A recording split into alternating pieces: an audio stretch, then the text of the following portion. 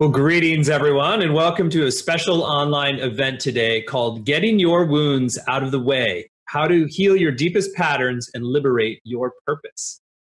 My name is Stephen Dinan. I'm the founder, CEO, and president of the Shift Network, and I'm thrilled to be with you here today because I really feel like liberating our core purpose and getting whatever curriculum we've laid out for ourselves in this lifetime, getting that complete and aligned so that we can really show up as we fully are is at the heart of how we create a shift in the world. And the two faculty we are featuring here today have really done so much for us to help open the pathway to really rapid healing of our core wounds and liberating our true purpose. Tim Kelley is a teacher who's known as a teacher to billionaires, political leaders, and renowned spiritual teachers. He shares powerful insights that marry psychological insight with deep spiritual wisdom and a capacity to really bring clarity to areas that often are very muddy and filled with a lot of kind of mushy new age thinking. He creates a lot of clarity. And Beth Scanzani is a highly respected, multifaceted life coach and teacher who also synthesizes a range of disciplines, resources, and strategies to design programs that create meaningful transformation. So welcome to you both today, Tim and Beth. Thanks, Stephen. Delighted to be here. Yeah. Great. And I should note, we've been very fortunate to have Tim and Beth teach for the Shift Network at numerous times around purpose and healing. And we're going to hear about an opportunity to go deeper with them in the work that they're going to be talking about today. So stay tuned towards the end of the hour. So let's talk about wounds. In some ways, Tim, I always love that you bring this kind of work forward because you're a manly guy who's was in the armed forces and doing, very technical things at in the high-tech Silicon Valley world and has studied math. And yet, working with wounds is really at the core of how we liberate ourselves. So maybe a little bit of your own backstory of why you began to see this work with wounds is so central to ultimately liberating people's purpose. Yeah, thank you, Stephen. When I first started doing consciousness work, I had mostly the experience, everything was fine and it was sort of optional, but I did have an issue of not having quite enough meaning in my life. And the more I learned about consciousness in general, and the more I learned about myself, the more I saw that I was suppressing a lot of emotions from my childhood, particularly a lot of anger at my dad in my personal case. And how much of the things I was doing, the actions I was taking, and the decisions I was making were unconsciously being driven out of that. And what looked to me like free will actually turned out not to be. It turned out to be my mind coming up with explanations for decisions that had already been made unconsciously based on childhood patterns. And this was upsetting to me because I'm control freak wouldn't be too strong a term for who I was. And the idea that I was being controlled by my own childhood wounds didn't sit well with me at all. And it wasn't until years later, after I found my purpose and really started to engage with it, that I started to see a clear path to fully resolving that issue. I'd done a lot of work expressing some of these unfelt emotions. I did therapy and worked on my family of origin stuff. And all these things created more and more understanding and a sort of a sense of relief about this stuff, but not complete freedom. And in fact, some of my teachers told me, you cannot change your childhood wounds. And I thought, wow, that's really too bad. And later, when I thought about more, I thought, wait a minute, that might be a limiting belief. And in particular, I found that my core wounds were getting in the way of my ability to manifest my purpose in the world. And I had very big aspirations of how big of an impact I wanted to make. And I could see that not shifting these patterns greatly reduced the odds that I would actually make that impact. And it wasn't actually until a couple of years ago that I finished transforming the final core wound. It turns out I had 3 of them. Finished transforming the final core wound and really got to enter into a whole new phase of my life without that sort of pernicious background chatter that the wound creates, which if you don't know what's going on, you're not even aware of it. It's just kind of subtle drip feed into your consciousness, influencing all your decisions and your beliefs and feelings about yourself and your beliefs and feelings about the world, and in particular, dragging on you as you try to manifest your purpose. Well, thanks. Thank you for the vulnerability in that, Tim. And Beth, I'd love to go to you. And one of the things I've really heard from talking the two of you in the past is how much our wounds, once we see them rightly, are a kind of curriculum for bringing out our gifts. And so they're, in a way, artfully chosen by our soul. So I'd love you to share a little bit about in your own life how you might have pivoted towards a deeper understanding of your own wounds. Absolutely. Yeah. When I met Tim, it was more than 10 years ago now. I was at a point in my life where I was really wondering, who the heck am I and what am I supposed to do? I was coming out of a marriage. I was coming out of a corporate job. My kids were growing up, and I really had not a good sense of who I was or what I wanted to do at that point in my life. So when I heard Tim talking about the true purpose process, I got really excited and I said, boy, I'm in.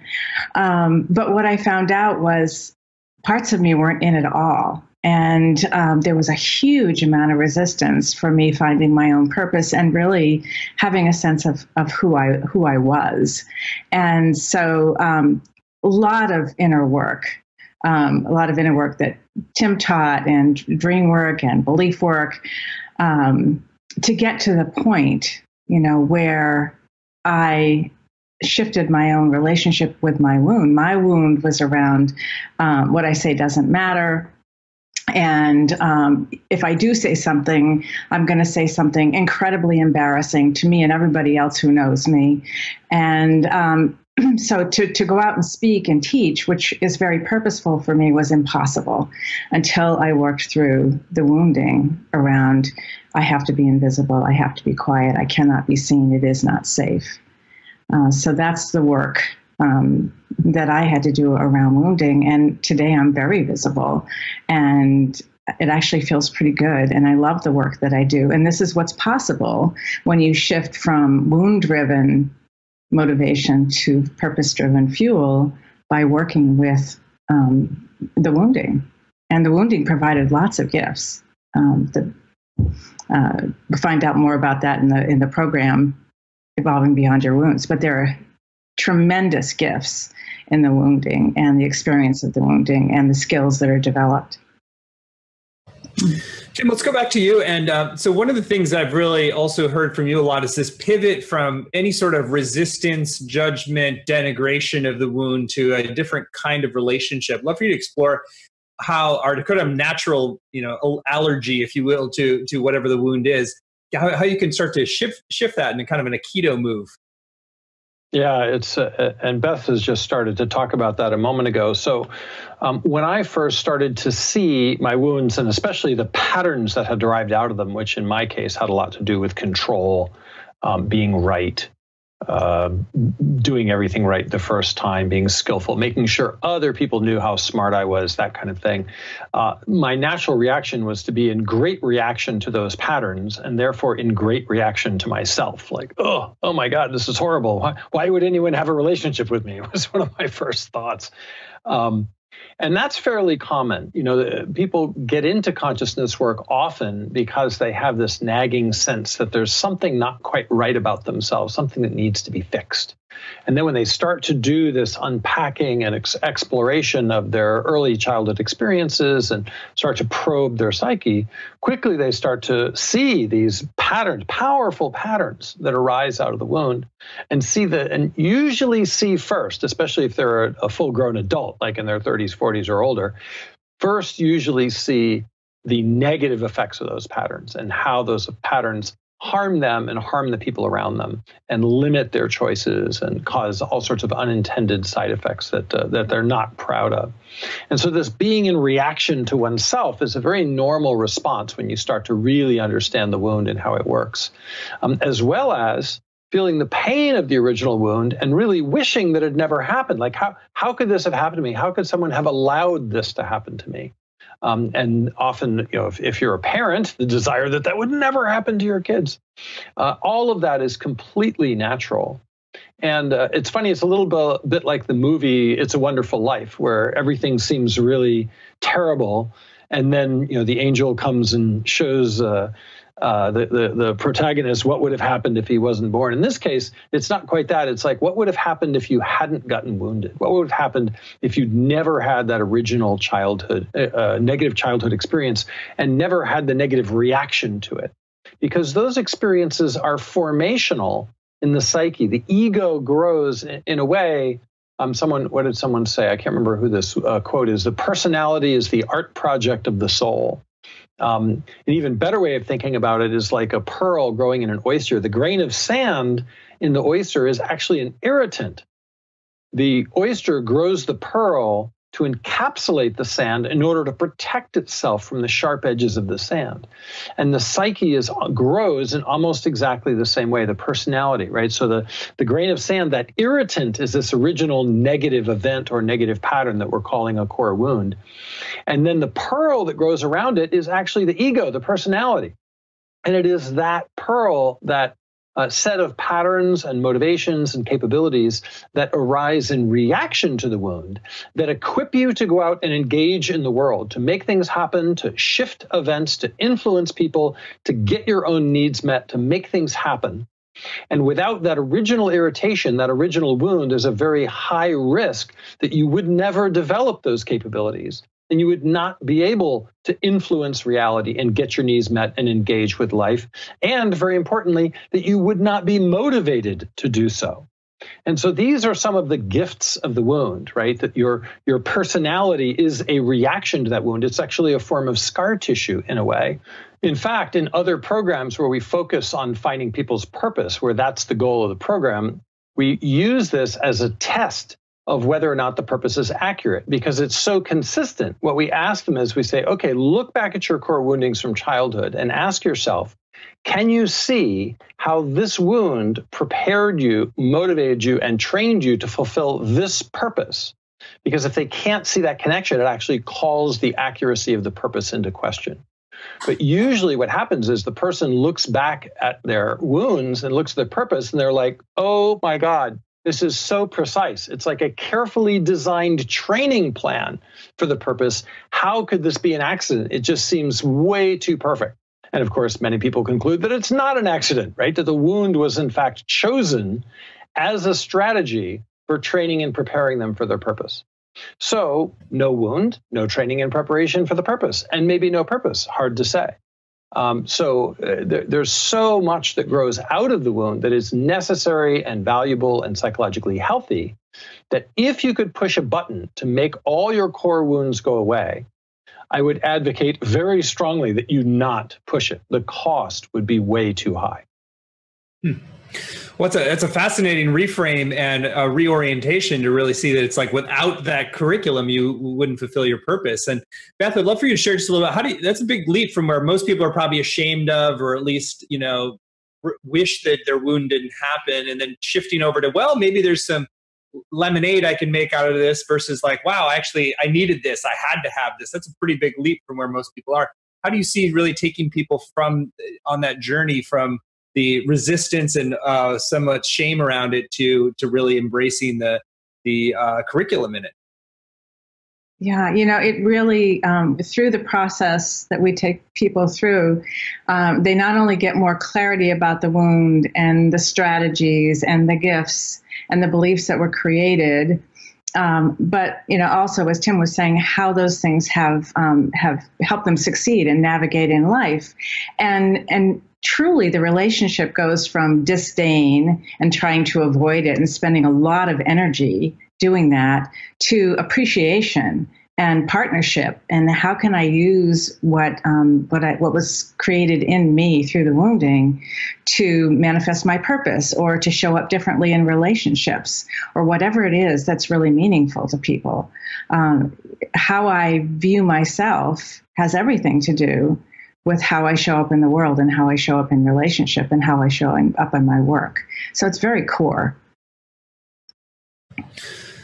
So Tim, let's going back to you. So how do you begin to see, like, if a lot of the wounds are unconscious, we may not even know what you delineated 3 in your life, which is just even remarkable. There's 3 core wounds. So if you're not aware of what your core wounds are, how do you start to see the deeper patterns? What are the signals? And then to start to work with them? Yeah, so many people do that by working backwards from the patterns that they detect, right? If you start to do consciousness work and examine yourself and figure out how you tick, you'll start to see that there are certain behaviors or patterns of behavior that you use over and over again, especially under stress. Like for some people, they're very committed to making sure that other people like them. For some people, they want to be invisible, right? For other people like me, they want to be smart or be right or something like that. Or they want to be in control, or they want to make everyone laugh, right? There's certain behavioral patterns that people tend to fall back on over and over and over again. And those are actually the result of the wound. And so you can actually trace backwards and say, when did I first start to do that? And why did I first start to do that? Another way people get to it is working with early childhood memories and sort of scanning back through their history, because often the memories associated with the wound are quite strong, right? That there's a lot of emotion around those memories, and therefore they get marked in the psyche in a very powerful way. And so tracing back your own emotions to their roots in your childhood can do that. And let me say, Stephen, probably a lot of people listening to this right now who are watching this event have done some of that work. And many people listening go, yeah, I do have some idea what at least one of my wounds is. It was this event where I got, shamed in the classroom, or when my mom died, or when my younger sibling got born. They can, after poking around for a while, most people can get some sense of what that might be. Some people who had really happy childhoods and stuff, it's a little more difficult to trace back. But usually with a little help, they can find it. That's not the toughest part. Usually a lot of people who are attracted to this kind of work have done some of this exploration already. The trick is that some of them have done a lot of work around it. They've expressed the emotions, they've talked to the parts, they've analyzed the original events, they may have even communicated to some of the people involved directly or symbolically. But if they're really honest with themselves, those same wounds and patterns are still driving the car after all this time and after all that work. And that's what starts to become frustrating for people, Stephen, is when they begin to see that building more and more and more awareness of the wound does not actually change it and doesn't necessarily give them that much more freedom of choice. That overcoming those patterns usually requires an enormous act of will, because the original psychological structure that was created when the wound occurred is still there and is still providing the same motivations and the same patterns every day. Mm-hmm. So Beth, how do we start to shift this relationship then? It's definitely, I want to jump right in. It's worth mentioning here that there is a process built into this program and other programs around helping people to get to a place where they and their parts of them are willing to move through the process. And this is unique. This isn't something that I've seen in other programs that I've been in, certainly, where we really help people discover what it is that they that needs to be true in order for them to move through the program with more ease and a feeling of safety. And that opens the portal for people to be able to begin to do this work. And I think that's really worth mentioning as something that's different. And the other thing is, in transforming your relationship, you can also transform the parts that are related to the wound. So you get wounded, and it's almost like you hire a staff of parts to make sure that never happens again. And these are protective parts. They want to make sure that you don't experience this again. But over time, these parts can get tired of what they're doing. It can be dysfunctional in your life. They may be ready for a transformation, maybe a job promotion, something a little bit different. And that's something else that's built into this program, which I believe is pretty unique. Beth, great. Well, we're not going to have time to go through all of the dimensions of the program, but I'd love to start to just give an overview of the methodology that you work with. So the steps that are involved in beginning to transform this relationship. So yeah, Stephen, so the parts that Beth is referring to are one of the features of the wound. There's a number of features of them. And by parts, what she's talking about is that one of the ways of looking at the psyche is that it's composed of sort of individual subpersonalities. So one part that most people can identify very readily, which comes out of the wound, is something called an inner critic, right? This is the voice that tells you you're fat and ugly and stupid. Maybe you shouldn't be paid as much as you are. If people really knew who you were, they wouldn't want to have anything to do with you. So it's sort of that negative self-talk voice is one of the key parts that almost always is a byproduct of this childhood wounding experience. But these, and there are others as well. There can be skeptical parts and protective parts and invisible parts and parts that want to dominate other people, various different parts. And as Beth said, these parts were created when the wound occurred in an effort to prevent any further wounding from ever happening. So that's one of the features of the wound. And a number of people listening to this call have probably done some form of parts work or other, right? Another feature of the wound is the emotions that were experienced when the wound occurred. Maybe you felt helpless, or you felt enraged, or you felt violated. Some extremely unpleasant emotional experience was going on when you were feeling wounded. And the decision, the reason why you created the parts was so you would never, ever, ever have to feel that way again. So all those emotions get suppressed into the unconscious. And if you've done certain types of work on yourself, then you start to uncover some of these emotions in therapy or something like the Hoffman process, where you actually start to do some catharsis and experience some of this backlog of unconscious, unfelt emotions. Another feature of the wound is a belief you created about yourself. This one comes to us via Jeffrey Van Dyke, who's done a lot of basic research into core wounds. That at the time the wound occurs, you create a highly unconscious belief about what's wrong with you and why you deserve this wound. And this one's super unconscious in people, but it's actually like a linchpin. It's holding the whole thing together. So you have to address each of these different features. You have to learn to experience the unfelt emotions. You have to learn how to transform the parts that are still doing the job they were given to you, that was given to them minutes after the wound occurred, right? You created them and charted them, and they're sort of like little wind-up toys, and you sent them off to do their thing, and they're still doing exactly what you told them to do when you were 3 or 5 or 6 or 10 years old. And there's this belief tying the whole thing together. So what the methodology involves, Stephen, and there are other features too, but those are the key ones. The methodology involves identifying and clearing the belief, identifying and surfacing the unfelt emotions, and learning to have them be not such a big deal as opposed to something that you have to avoid at all costs. Identifying and transforming the parts that were chartered when the wound was created. And doing these things in a very specific order that, in essence, it sort of unpacks the wound. It's sort of, if someone like packs something in a box, there's all these layers, eventually tape. If you want to unpack, you have to unpack it in reverse order. We unpack the wound in reverse order and take out all of these things until the wound at that point just naturally transforms. And now you no longer have the experience of looking at it as a horrible event that you wish never happened. Now it's just a feature. Now it's just another memory. Now it's something that occurred to you. It's no longer a problem to be solved, which has a very profound effect, Stephen, which means now you no longer view yourself as a problem to be solved. You no longer view yourself as broken or flawed in some way. Because one of the side effects of the wound is the belief that there's something wrong with you. And this drives people to do program after program after program after program, trying to get that feeling to change, and it doesn't. And this is the thing that will actually cause that to change.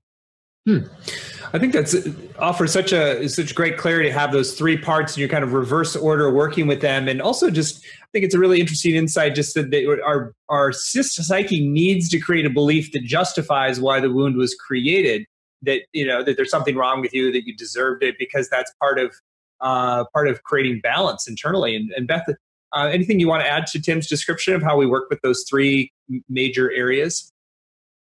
Yeah, I would say that it's multi-level, multi-dimensional approach. A lot of programs will go in with, somatics, or, how is it in the body, or how is it in the emotions, or one or 2 portals. And this is a very comprehensive, multi-dimensional approach to all of the things that Tim was just talking about, the beliefs, the feelings, all of it.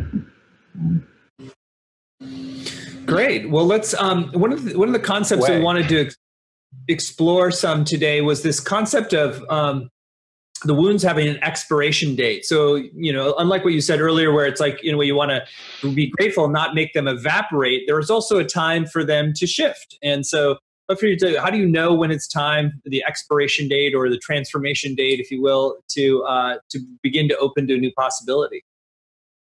Yeah, that's a really good question, Stephen. So remember, we were talking about earlier about the gifts, right? That the wound provides motivation. The wound gives you tools and strategies for engaging with life and getting your needs met, right? So there's all this stuff that comes out of the wound. Eventually, and this usually happens in midlife, but it can happen earlier. So someone could be 35 or 45 or 60 or maybe, but somewhere along there, the wound starts to do more harm than good, right? Before, it was providing all this motivation. They were moving through life and things were happening. And maybe there was some negative side effects from the patterns, but generally things are working. At some point, the person starts to become in reaction to their own patterns, get frustrated with themselves, wanting this to change. I've been working on myself. Why won't this change, right? And now what the wound is doing is actually at this point, it's doing more harm than good. It's getting in the way more than it's helping and motivating. And a metaphor I love for this is a scaffolding, right? If you have to build a building, often one of the first things you do is set up a scaffolding so the workers have some place to stand while they're making the building. So you put up the scaffolding, you build. But now when you're done building, if you leave the scaffolding up, now it's just going to get in the way. When you open your window, instead of seeing the sky, you see the scaffolding, right? When you want to go through the front door of the building, you have to walk around these metal posts and stuff to get in, and it's hard to move large objects through the door. So the scaffolding just becomes something that was purposeful, but is purposeful no longer. And usually people have a pretty good felt sense of this, right? If you're listening, you can probably just get a felt sense in yourself, like an intuitive sense that, you know what?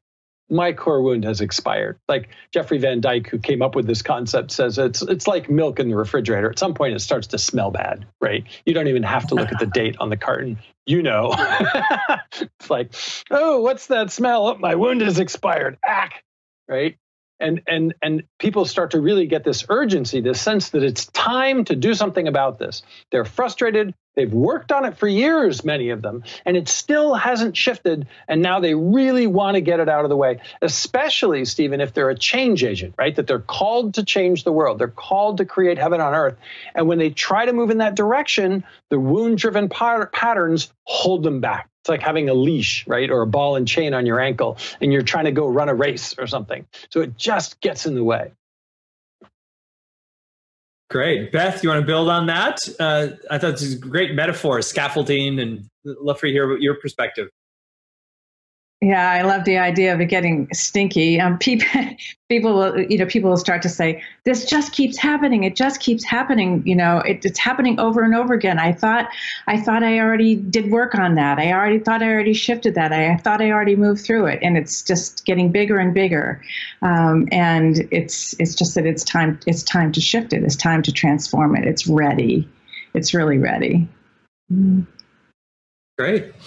Well, let's talk a little more about the actual mechanism of shifting, like let's say the emotions. You've got these three main areas. The belief structure holds things in place. You've got the emotions. So let's talk about the emotions and what do you really find are the important ways to work with releasing some of the emotional patterns and energy that gets constellated around a wound?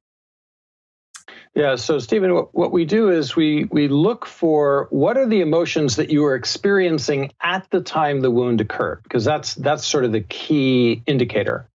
And usually the person will be able to tell when we've got the right emotions, because when the person names them, right? In my case, it was inadequacy and worthlessness, I think, or something like that. When the person names them, they just cringe, like, ugh, yuck, right? So it's their whole psyche is designed to avoid these feelings at all costs, which is the thing that causes them to lose their free will, right? These parts will show up and drive them in a direction just in case there's any chance that these emotions could be re-stimulated. And now temporarily they have no control of themselves. This is what we call going into reaction, Stephen, right? People are familiar with the idea of going into reaction.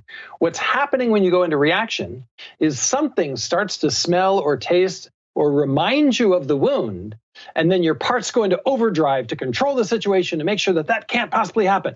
And during those minutes when you're in reaction, you have very, very limited self-control or none at all. And so this is in a way you're a slave, right, to the need to avoid these emotions, and also to disprove the belief at the core of the wound. By the way, that negative belief about yourself. So what happens, Stephen, is we basically have to do two things once we've identified what those emotions are. One is the person usually, unless they've done a lot of cathartic work on themselves, they have a backlog of this kind of emotion that they need to get out, right? So they need to actually start to experience it because they've been suppressing it their whole lives, and they've got sort of a big toxic waste dump of this emotion down there. But in order for that to occur, in order for them not to suppress these emotions in the future, a very other important thing needs to happen, which is they have to learn to be able to tolerate the feeling, to realize that this emotion isn't actually the end of the world, it's just another emotion. Right, so the emotion that might be at the core of my wound that drives me completely bats might not be a huge problem for you, Stephen, or vice versa, right? It's my wounded emotions that are a problem for me, and your wounded emotions that are a problem for you. But they're not actually a problem now. They were a problem when I was 6. Now it's not really an issue. Now I could feel that emotion and nothing bad would happen, but my psyche's still behaving like it's an electric third rail and I can't afford to get anywhere near it. So we actually help people be able to learn to tolerate that emotion, feel some of the backlog, and when something happens in their life that causes that emotion to pop up, as will inevitably happen sooner or later, that it's not really such a big deal. And that right there does a big part of undoing the wound-driven motivation, the reactivity that keeps driving people to do stuff they know they shouldn't do, and they can't control themselves because it's an automated reaction designed to avoid these emotions. When they no longer have to avoid the emotions, the automated reaction stops.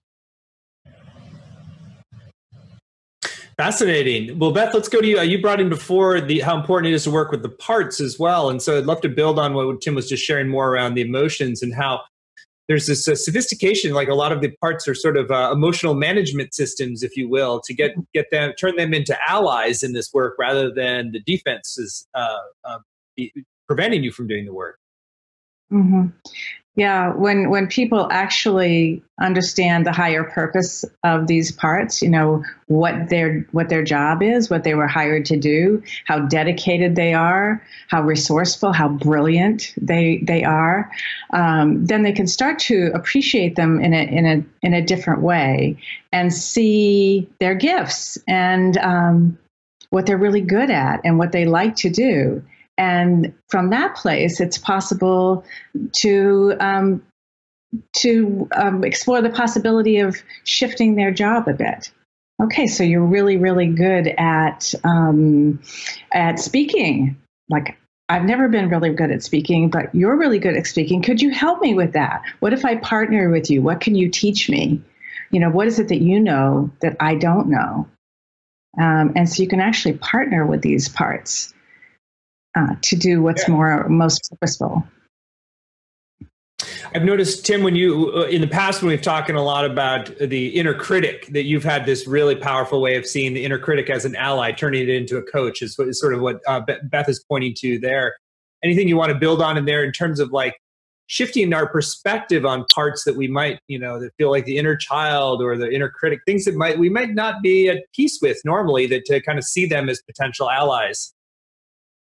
Yeah, so it's very normal, Stephen, when people start to uncover this idea of parts and start to encounter their own parts, that they think of them in terms of good parts and bad parts, right? And these parts are blocking me or causing harm, and these parts are parts I like, right? So maybe I don't like my inner critic, but I do like my spiritual part, for example.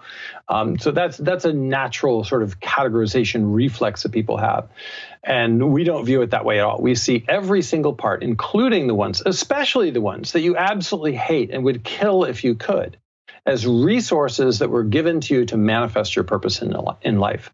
And therefore, the work we do in this program, we don't do this in all programs, Stephen. There are other programs where we absolutely do not touch the part's original jobs. But in this program, we do. It's necessary to transform the wound. So we teach people how to transform the individual parts and which parts to transform in order to cause the wound to evolve. So the parts actually find their own higher purpose in life and then rewrite their own job description to make what they do more consistent with their purpose.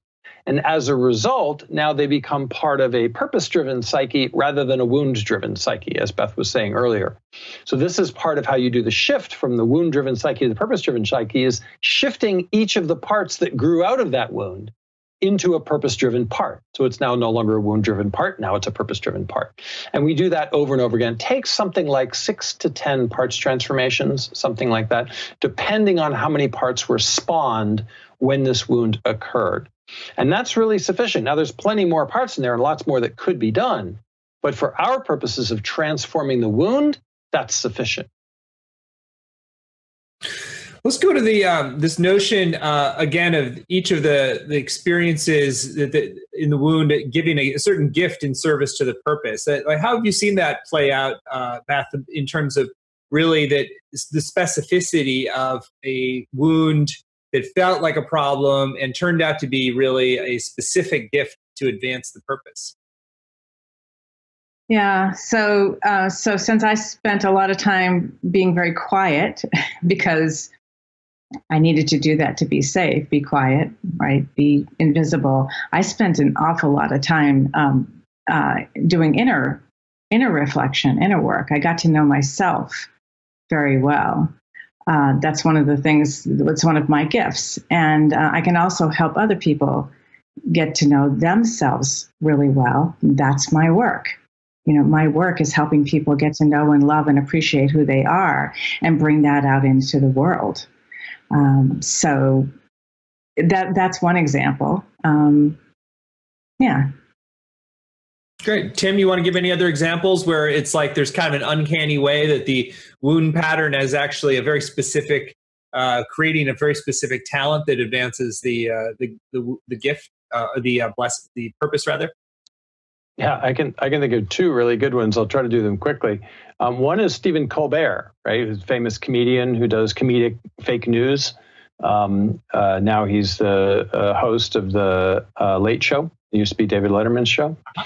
So his father and several of his brothers were killed in a series of accidents when he was young. And his mother became very depressed. And he was, as a child, understandably worried that if his mother got too depressed or killed herself or something like that, he would be hung out to dry. So his strategy that he came up with was to cheer her up. And so he worked for years as a child to entertain and amuse his mother, which led to a career as a world famous comedian. And people say, how did you get into this? That's his answer. That's the explanation he gives. It's just a beautiful example. For myself, I told you I had transformed 3 core wounds. The second one I think I discovered, maybe it was the third one I discovered, was something that happened when I was 4, when I realized that the adults had no idea what they were doing, which it would have been better for me to realize that at age 16 rather than age 4. But when I was 4, I realized the adults were making it up as they went along and felt very unsafe, and realized that all the plans, the projects, the companies, all the people, basically, none of them had any reason for what they were doing. And a part was created in me whose job was to solve this problem and fix the universe. And it waited patiently for 35 years and eventually showed back up again after I'd done enough consciousness work to create the true purpose process. So it actually became apparent to me that the book True Purpose and all the courses that I've created and all the thousands of coaches and consultants that I've trained, that all happened as a direct result of that wound. That was that part's wound-driven strategy for fixing the universe. That's a great story. I love also the juxtaposition of the Stephen Colbert and then the purpose work with you. Well, Beth, let's go. Any other aspects of the healing journey with our deepest wounds that you wanted to share about today that we haven't gotten to cover yet? If you are someone who feels that you want clarity about purpose, that you really want to understand your mission, your calling in life, live a life that feels really fulfilling, then this work to really understand and transform wounds, I feel is essential to being able to go out and not only understand your training program, to understand the purpose, and to actually to be able to go out and do it and be it. Because these parts of us that were wounded aren't always on board with that. In fact, usually they are like not on board at all. They don't want it. It doesn't feel safe. Mm-hmm. So this is essential work for doing purposeful work out in the world. Mm. So Beth, you brought up the concept of safety, and I know that's a real one of the things I've appreciated, Tim, about your work with parts and inner critics and wounding is creating that sense of safety for all the different aspects of your psyche is really important to move forward, so that you're not in essentially conflict with your inner psychology. Yeah, and in particular, Steve, in this course, because it's such a profound transformation, it's such a huge shift in the psyche when a core wound gets transformed, that it becomes very important that we deal with all the person's fears about doing that. So if you're listening, part of you may be saying, yeah, how do I do this? Where can I go to do this? And part of you may be saying, no, things are just fine, no. And we have to deal with that voice of no. Because there are aspects of the psyche that are invested in the status quo, that don't want to change, that don't want to transform. Even if the new state will be amazing and wonderful and brilliant and wound-free, there's still going to be parts of you that are invested in the status quo and don't want you to change.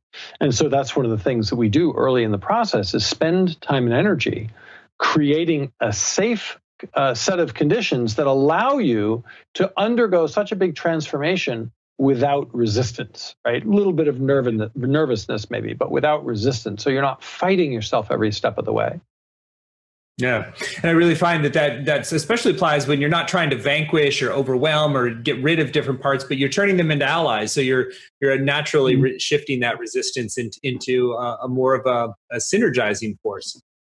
Well, I think this is a good time to talk more explicitly. We've alluded to it a number of different times, but to talk more in depth about your upcoming program, because our deepest commitment is to empower the shift in people, but also in our world. And so freeing people from their deepest wounds and helping them get on the path of their highest purpose and service is really at the heart of how we shift the world. So we're very excited that you put together this program that really is sort of best in class use of these different methodologies to really step by step go through the wound healing and clearing process and aligning yourself around your purpose. So the program with Tim and Beth is called Evolving Beyond Your Wounds, Freeing Yourself to Manifest Your Purpose.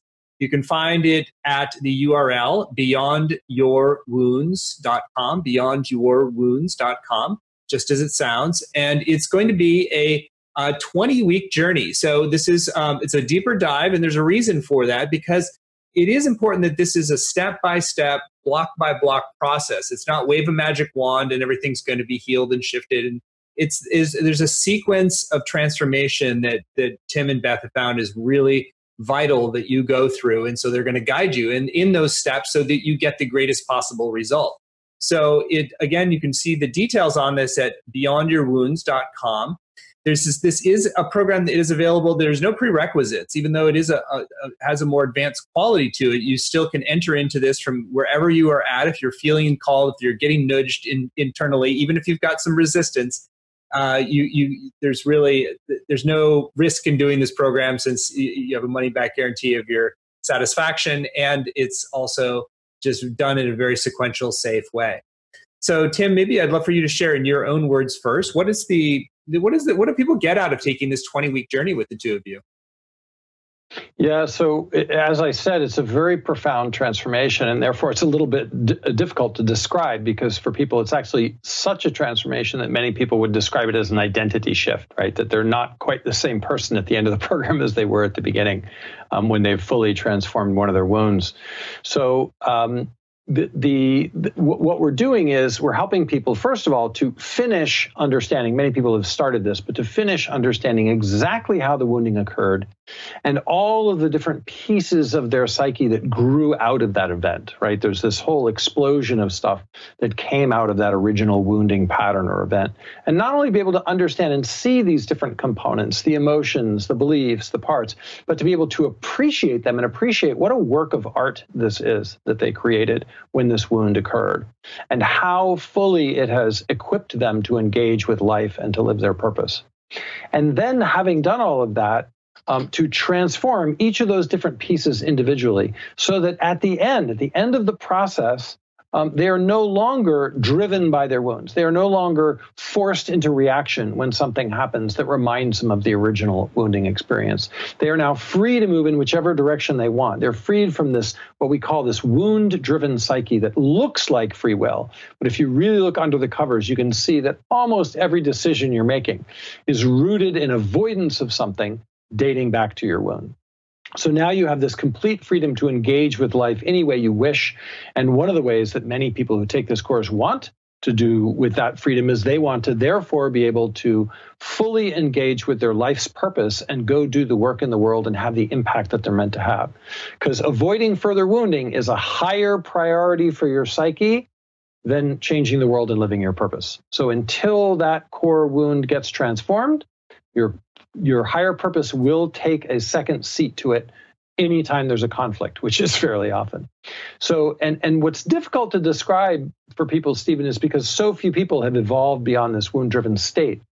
There's this internal sense of quiet and of self-love and self-respect that don't occur in the presence of the wound. What was shocking for me after I transformed my third core wound was the degree to which there was so much quiet in my mind, as if I'd been meditating diligently for hours every day for 30 years. It was like silent in my head. And I've never experienced anything like that. And this is so much faster than meditating for 30 years. So that monkey mind that people experience, that's actually background noise from the wound. So imagine having that gone as well. It's such a different state to be in. It's difficult to be really clear about it. Beth, I'd love for you to share in your own words what you're excited for people to come away with this program with. Well, all of what Tim said, of course, and it frees up so much more energy. You know, I love the beach ball example. If you had a beach ball and you were trying to hold it under the water, you know, and not have it pop up, it just takes a tremendous amount of energy, and that energy is typically going for people to try to protect their wounded parts. You know, their wounded child parts or wounded parts. So that energy can now be freed for so many other things. So like, as Tim was saying, there wasn't the monkey mind. There's also not this constant draining of energy that's going on. So there's energy to be used to get clarity around purpose. There's the ability to be free to express oneself, the things, and to be with people. So we talked about the emotion before. Not only can I not be with that emotion in myself if it's around my wound, but I can't be with other people who have that emotion. It's too painful. I can't tolerate it. So I can be differently in relationship with others. I can be differently in relationship with myself. And I have so much more energy to go out into the world and create whatever it is that I'm here to create. Good. Well, that freedom to create is such a beautiful gift to ourselves. And so again, I'll reiterate, this is a program that if you were on a path of growth and development, if you've had a sense of childhood wounding that you just haven't been able to resolve, even if you have worked diligently on it, feel like there's lingering corners that haven't shifted or that you're not fully all aligned and liberated on purpose, then this is a very powerful investment in yourself to do this program. So we've gotten rave reviews for this work over the years. I particularly find there's something about Tim's rigor with like creating a methodology around working very systematically with things that are often very kind of fuzzy and murky in psychology and spirituality that really creates a nice structure for to follow along with. And Beth brings a lot of heart and depth to flesh the work out in a very powerful way as well. So this is a live stream video program. So every week you're going to have access to Tim or Beth, or sometimes together. And the course is going to be at Thursdays at noon Pacific time. And Tim, I'd love for you to maybe start us off in a tour of the modules and why they build sequentially the way they do. And then, and Beth, you can handle some of the later ones. Yeah. Cool. So at the beginning, as we said, we spend time and energy creating safety and permission to do this transformation because we find that if people don't feel at ease and safe about engaging with it, it's not really going to go anywhere. And the other thing we do is we start to help people identify these different features of their particular core wound. It's different for everybody. So what was it that originally happened? And what were the emotions you had that you were trying to suppress when that occurred? What was the the belief you created about yourself to justify why it was happening? What were the parts that you created, the strategy that you adopted to make sure this would never happen again and to disprove that core belief? So there's all these different pieces to it, and we have to, and some people have done work on some of these. Few people know all of them. For example, most people have no idea what the belief at the core of the wound was. They may know something about the emotions or something about the parts. So we really kind of fill in all of the details of the wound, because that's our to-do list. That's what we're going to transform as the program gets underway. Good. So when we get through that, we can also discover what were the decisions, what were the strategies, what were the patterns. This is getting into module 2, and how have those affected your life? Because in reaction to the emotions of the wound, you've adopted a whole set of behaviors, and those have unfolded into your life.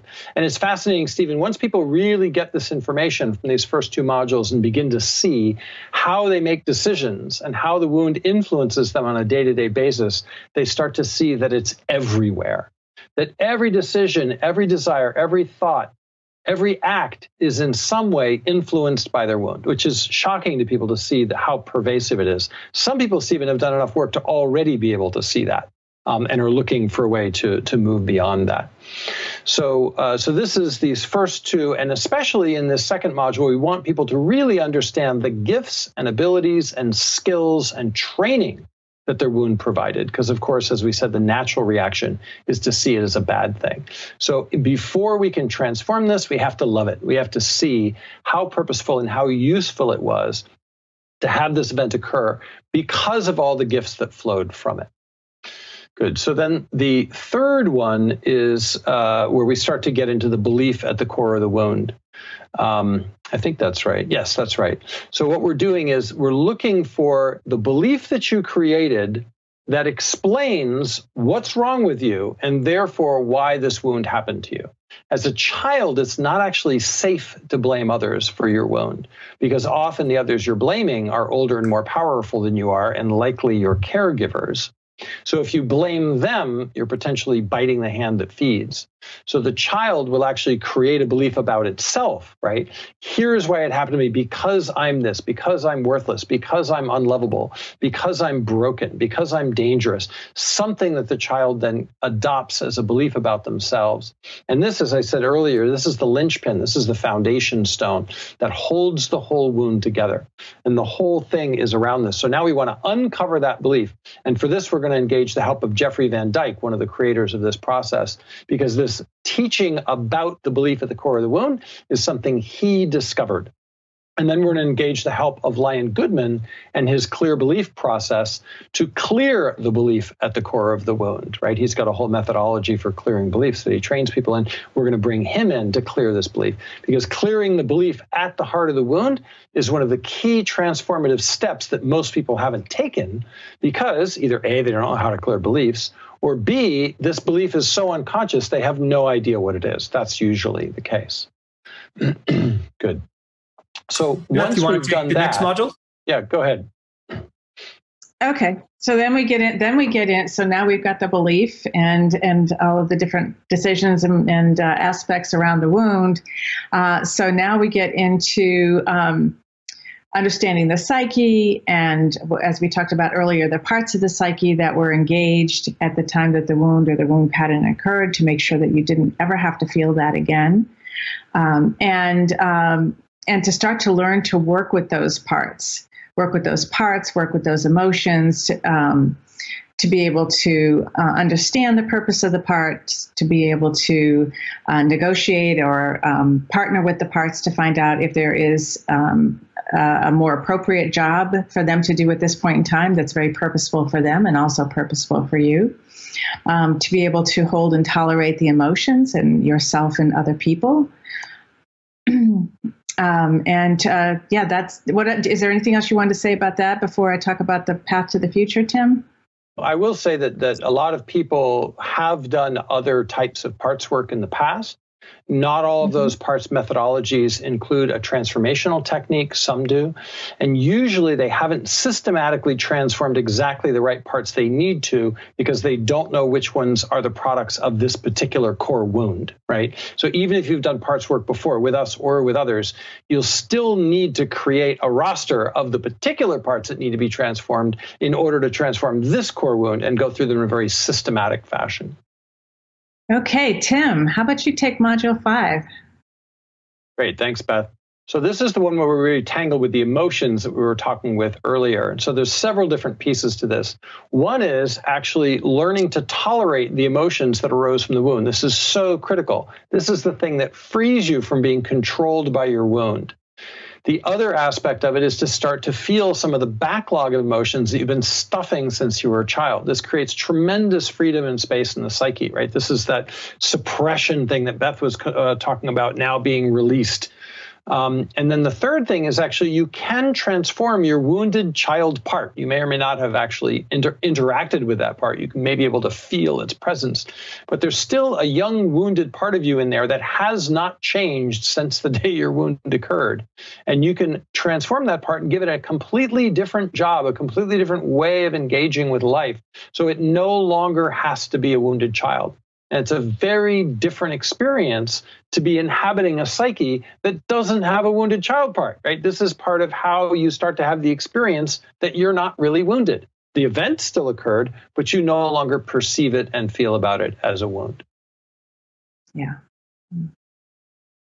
Yeah. And so with all of that, toward the end in Module 6, to really help you create a plan to help you live your most powerful and purposeful version of yourself, to really be prepared to go out and manifest your purpose, purposeful work, purposeful life, and to take the program with clarity and strategies and the support that you need into your life beyond the program. All of the tools, all of the techniques, all of the information that you learned, to have that as you exit the course so that you can continue this work throughout your life. We have, most of us, more than one wound, so great. So now go and work with another, perhaps another. And every layer will transform. I think geometrically is the word I'm looking for. Great. Well, it's really clear that you've really laid out such a powerful process. I want to bring attention to a few other dimensions to it. First of all, it is this program combines the work of a number of different teachers. As we mentioned, we have Tim and Beth. We also have Lion Goodman and Jeffrey Van Dyke, both experts in their domain. And there was also going to be, Tim and Beth have coaches that they have specially trained and are going to lead mastermind sessions, which allows a much more specific targeting of feedback and coaching for you. So we get 16 90-minute sessions with Tim, Beth, and guest faculty. We've got Q&A time. It's all on video. There's also after-party sessions that allow you to discuss and implement the key practices. There's weekly practices you can do at home. There's a Facebook learning community. You get transcripts and audios and videos of every session. So you really get a lot of different tools for learning and application in your life. You can find all the details again at beyondyourwounds.com. The course begins November 1st. It's going to be on Thursdays at noon Pacific. Even if you can't make the live time, you can still get full value by participating with the downloads and transcripts and community. And I also want to draw attention that there's a lot of extra great bonuses with this. There's a full live call with Tim called Creating Automated Transformation. So I believe this is all about, Tim, where you're programming yourself to do work when you're not even aware you're doing work on yourself, right?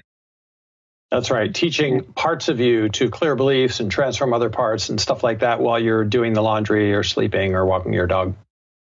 Right. So this is sort of like inner outsourcing. Exactly. Anyway, that's a fascinating methodology. And Jeffrey Van Dyke is also going to offer a bonus around somatic presencing. That's an audio teaching and PDF guide. And then there's a whole program where Tim and Beth are going to offer around reformatting the ego, which is sort of using a computer metaphor there for reformatting the ego, which is sort of like an upgrade to the operating system. You want to share anything more about that bonus?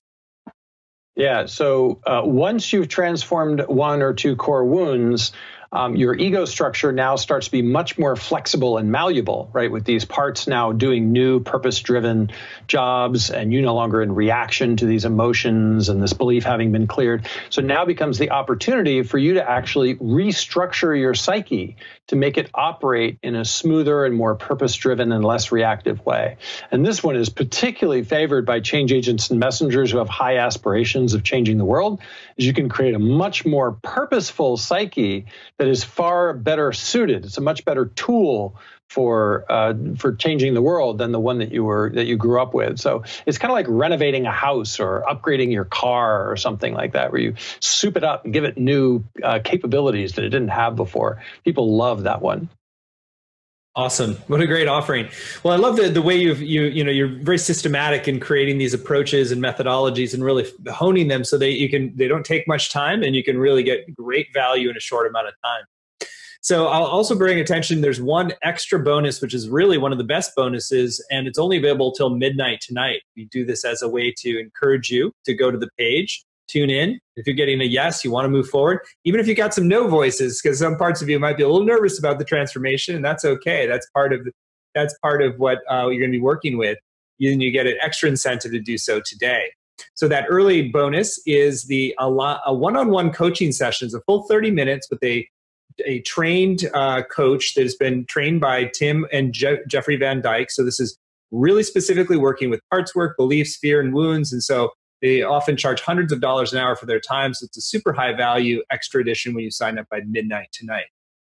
So a lot of value in this program, and we've kept it very accessible. Just 4 payments of $189 stretched out over 4 months. Or if you want to pay in full, you save 10% with $697. So it's a great investment in yourself and your transformation, and the amount of energy and potential and purpose that you can liberate is tremendous in this program. So again, I encourage you to go to beyondyourwounds.com, give it all a read, particularly the testimonial section. These are real people who have had real results, and often very dramatic ones, from applying this powerful methodology. So we're at the end of our hour. Awesome as always. Tim and Beth, love this work. Anything that you want to share from your heart to folks who are still considering whether or not to join you for the full 20 weeks? I would say, if this is something you've been working on for a while and you're feeling like it's time to be done with it, it's time to transform your wound and move on, then we really encourage you to do this. This is the best way we know of completing that transformation that you've probably been working on for years. Yeah. And I would just say, imagine having the kind of relationship with your wounded child, your wounded parts, where there is love, compassion, appreciation, and partnership, instead of being triggered or feeling victimized or trying to push it away and have it never be in your consciousness again.